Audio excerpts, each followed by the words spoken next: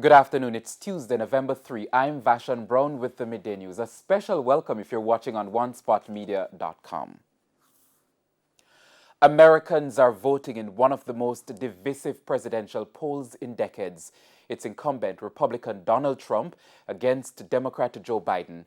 Polls have opened in the east of the country after a long and bitter campaign amid the coronavirus pandemic. Nearly 100 million people have already cast their ballots in early voting, putting the country on course for its highest turnout in a century. We go to the CNN for more.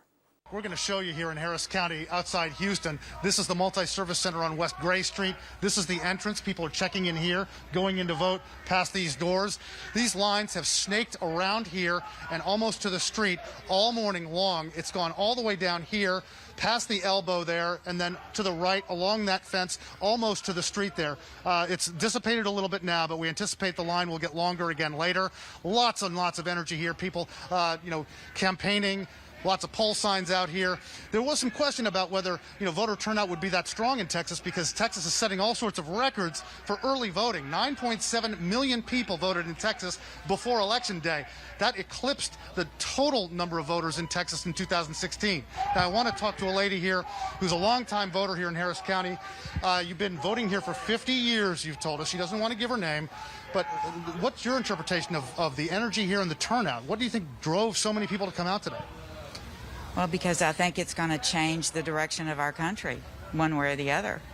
And I've never seen emotion like this before in all the years I've lived here. You've been voting here for 50 years. You told me a little while ago that this town and the voting dynamics have changed a lot in those 50 years. How so? Oh, my gosh.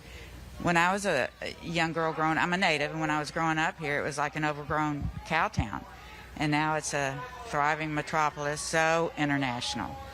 So many different views and ideas. Well, thank you very much for talking to us. If we hold you up any longer, you're not going to be able to vote. So I'm going to let you go vote. Thank you very much, ma'am.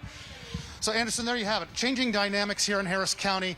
Just lots and lots of energy. The turnout, very impressive because, again, given all the early voting here, you mentioned the drive-through voting situation. There is, as you said, one drive-through voting station because Harris County, the clerk closed down 9 of the 10 drive-through stations. He was concerned that any votes cast via drive-through today on Election Day might not be counted, might be illegal, because the judge ruled yesterday that if on Election Day, if voting does not take place in a place where there are walls and a roof, then they should not be counted, that they're illegal. And a lot of those voting stations had tents, so they closed down 9 of the 10 drive-through voting stations. There's one open in downtown Houston. We're told it's gotten a lot of volume so far, so that's part of the dynamic here as well. And while attention has been hyper-focused on the battle for the White House, an equally important fight is underway for control of Congress. The Democrats hold the House of Representatives and are looking to keep it while also gaining a majority in the Senate. Republicans hold a thin 3-seat advantage in that chamber, and there are 35 senators up for re-election, a number of whom are vulnerable. A Democratic-controlled House and Senate would have the power to obstruct the plans of a second-term President Trump or push through the agenda of a first-term President Biden. Back home now, COVID-19 has claimed the lives of 4 more senior citizens. This has increased Jamaica's death toll to 214. The latest cases comprise an 87-year-old woman from Westmoreland and 3 other women who lived in Trelawney. Their ages range from 71 to 84 years. The health ministry says 2 of the deaths were previously under investigation. Meanwhile, the country's COVID-19 case count has climbed to 9,296. 39 new COVID-19 cases were confirmed yesterday. Their ages range from 8 to 92 years. St. James recorded most of the cases, followed by Kingston and St. Andrew. The health ministry says 85 patients remain hospitalized, 6 of them critically ill. The Nurses Association of Jamaica is raising concern about a number of dengue cases that are being overlooked because of COVID-19. The association's president, Patsy Edwards-Henry, says for this reason, persons who have symptoms of dengue are refusing treatment and are staying away from health facilities. Shamela Pullen reports. Prior to COVID-19, dengue was high on the agenda for public health officials. But since the first case of COVID-19 was identified in March, it seems dengue has been placed on the back burner. Now dengue is becoming a major public health problem once again. Patsy Edwards Henry is the president of the Nurses Association of Jamaica, NAJ. According to Mrs. Edwards Henry, the challenge now faced by public health nurses is that some persons are confusing the signs and symptoms of dengue to that of COVID-19. Dengue comes with its own set of signs and symptoms, include pain in the eyes, headache, joint pains, fatigue, but these may also be associated with COVID-19. So it is for us as healthcare practitioners to be vigilant, to ensure that we take correct histories and we rule out and come to the correct diagnosis that the patient can be treated accordingly. The NAJ president says this now places additional burden on public health nurses who are out in the field working. And the public health nursing cadre is short as we speak. The nurses are working around the clock, doing surveillance for COVID. So the additional burden now of dengue is really putting a stress on the very few public health practitioners that we have out there. But notwithstanding, they continue to do their surveillance, get the numbers in, get the treatment out. Mrs. Edwards Henry is calling on the Ministry of Health to heighten its dengue prevention and control measures. There are different steps that need to be put in place. It's difficult now because you know that we can't do the fogging when it's raining, but we need to continue, the government needs to continue to identify the high-risk sites and the at-risk communities and ensure that these communities are taken care of. They're cleaned, the gullies are cleaned, so we don't have settling of water. Shamela Pullen, TVJ News. And it's now time for a break on the Midday News, but please stay with us. More stories when we return.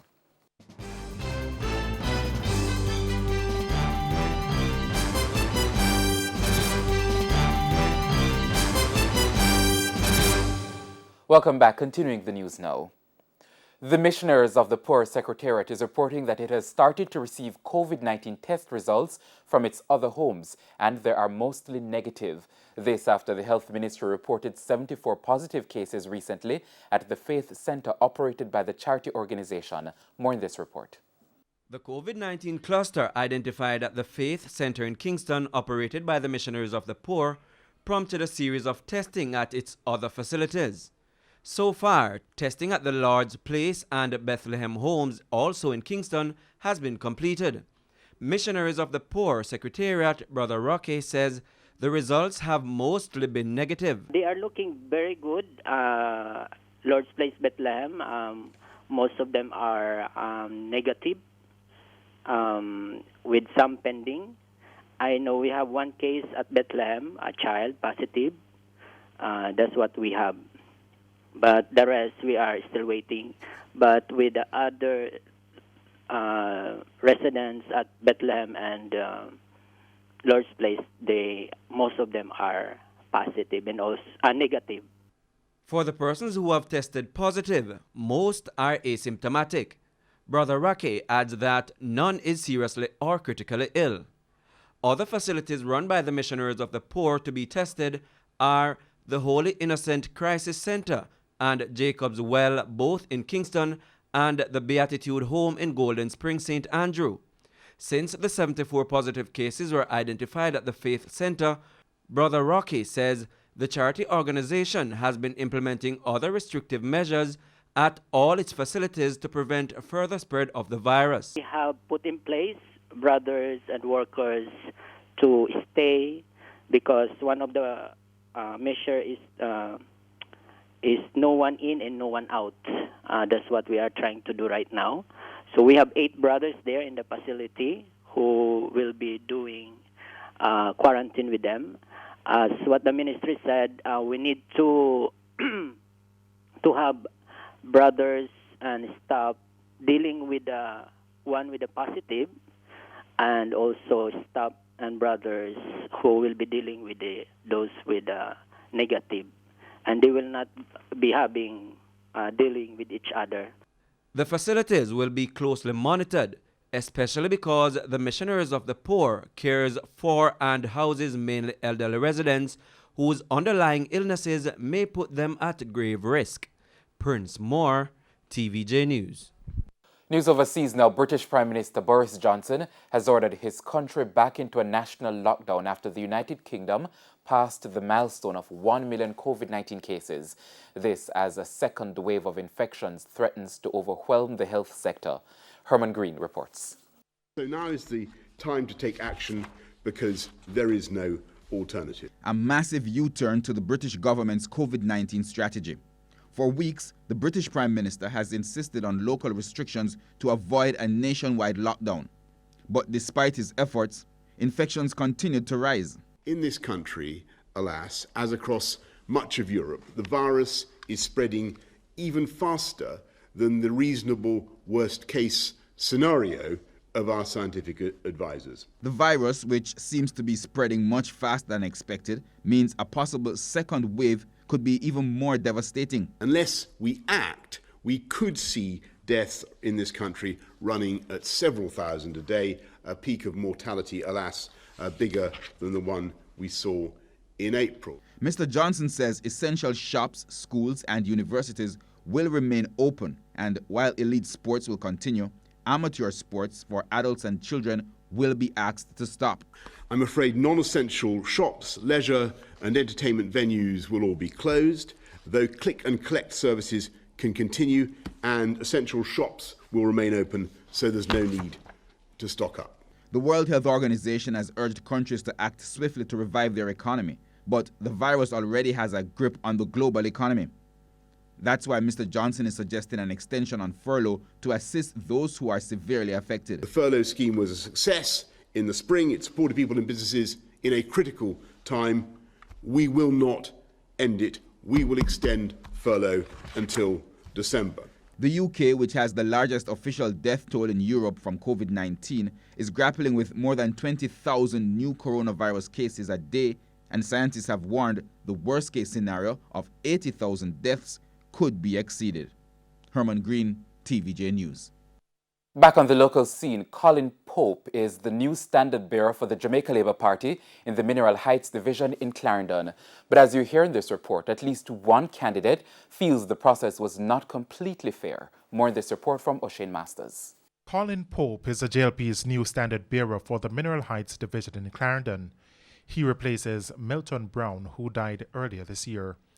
Mr. Pope turned back the challenges of 3 other candidates during the selection exercise on Sunday. The results are as follows. You had 4 persons, as I said earlier on. Colin Pope, who is the victor at 58 votes. You had Miss Denise Grant, 42. Adrian Peart, 26. And Mr. Sean Williams, 26. The party's area council 3 secretariat said the day's activities went well. The 4 candidates, they were very cooperative. Their workers and their voters, they were very cooperative throughout the exercise. We had 100% no challenges.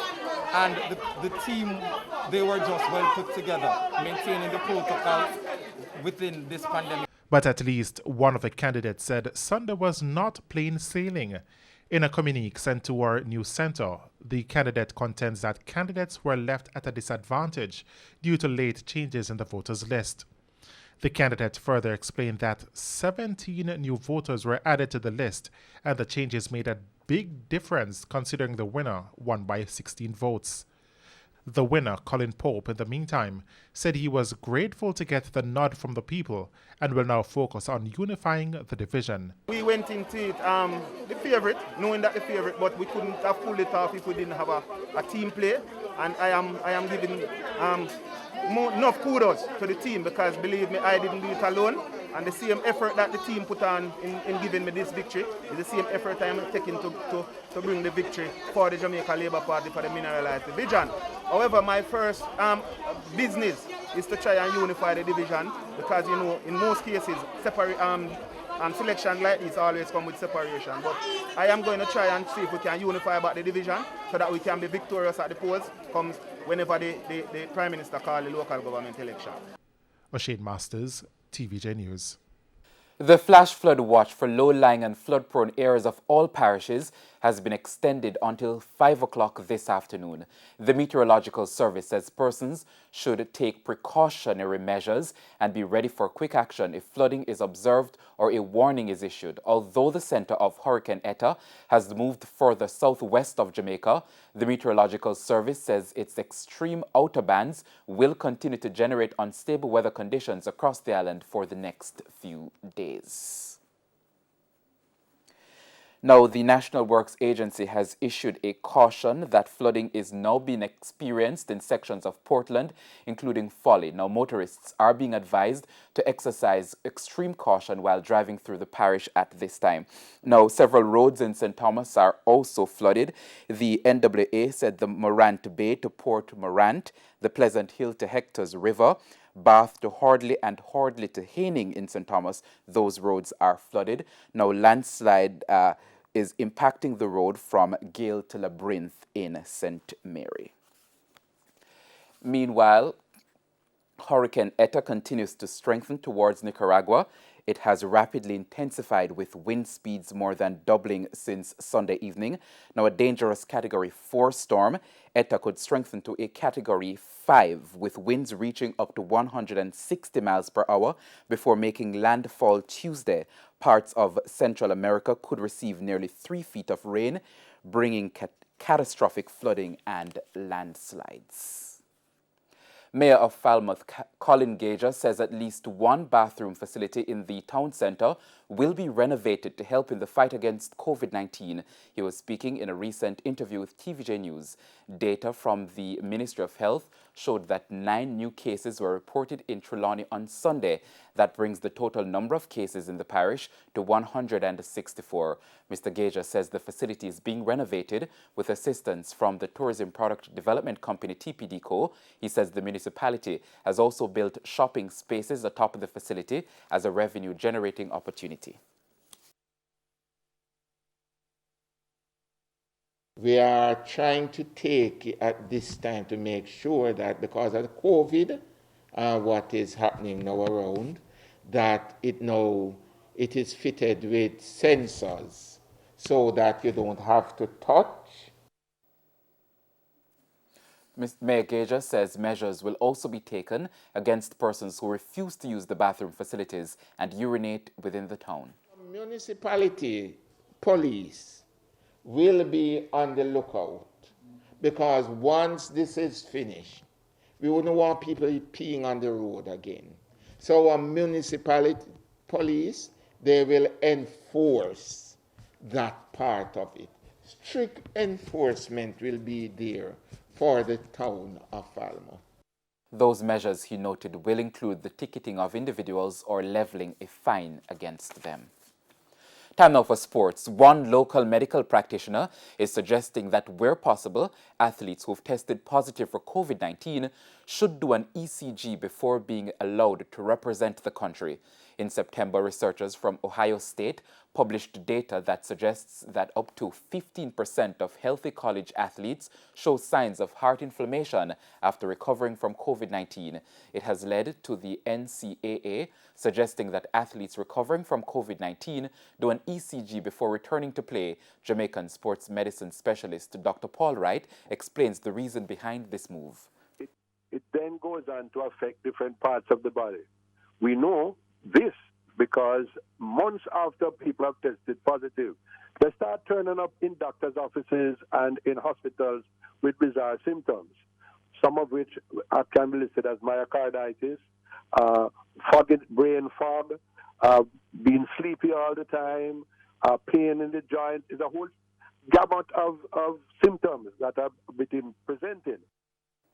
Dr. Wright is also urging the government to play its part in identifying national representatives who may have contracted the virus. Evidence of that the government, through the Ministry of Health and Wellness, is putting a database of the people who are tested positive. Because what we know is that the present scenario in Jamaica is that they are not really testing asymptomatic people. And we don't know what is going to happen to you in the long term. We can't set everybody who is coming into the sporting arena to do all these tests. And that's the Midday News. I'm Vashon Brown. Join us at 7 for Primetime News Package. On behalf of the news, sports, and production teams, have a wonderful afternoon.